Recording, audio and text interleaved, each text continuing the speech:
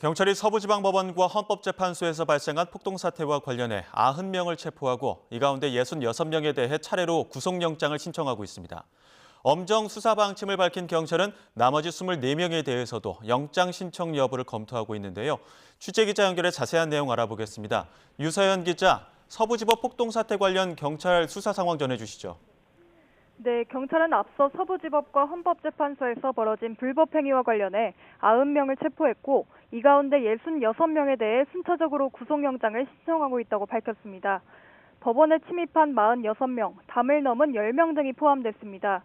경찰은 법원 폭동 사태와 관련해 전원을 구속 수사하는 등 강경 대응하겠다는 방침을 세웠는데요. 그런 만큼 나머지 24명에 대해서도 영장 신청 여부를 검토하고 있습니다. 이번 폭력 사태 관련 절반 이상이 20대, 30대의 젊은 층이었던 것으로 조사됐습니다. 경찰은 서부지법에 침입했던 인원이 100명이 넘는 것으로 추산되는 만큼 미검거 인원에 대한 추적도 이어가고 있습니다. 네, 서부지법 폭동 사태 전에 시위를 벌이면서 경찰관 폭행했던 사람들도 있었는데 일부가 구속됐다고요? 네, 이른바 서부지법 폭동 사태와는 별개라고 볼 수 있는데요. 윤 대통령의 구속 전 피의자 신문이 열린 지난 18일 낮 시간대에 범행한 사람들입니다. 이들은 법원 앞 도로에서 경찰을 폭행하는 등 과격 시위를 벌인 혐의를 받습니다. 서부지법은 이 가운데 2명에 대해 도주 우려가 있다며 구속영장을 발부했습니다.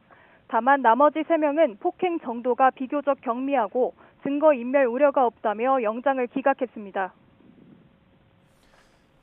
앞서 관저 시위 과정에서 경찰관을 다치게 한 민주노총 조합원 1명도 구속됐죠? 네, 그렇습니다. 지난 4일 서울 한남동 관저 인근에서 경찰 무전기를 빼앗아 던져 경찰관을 다치게 한 50대 민주노총 조합원도 구속됐습니다. 법원이 밝힌 구속영장 발부 사유는 도망 염려인데요. 당시 경찰관은 이마에 3cm가량의 열상을 입은 것으로 전해졌습니다. 직장인 커뮤니티 블라인드에 해당 경찰관이 혼수 상태에 빠졌다는 글이 올라오기도 했는데요. 사실이 아닌 것으로 밝혀져 민주노총 측은 해당 게시글을 올린 사람과 이를 보도한 언론사 등을 명예훼손 혐의로 고소하기도 했습니다.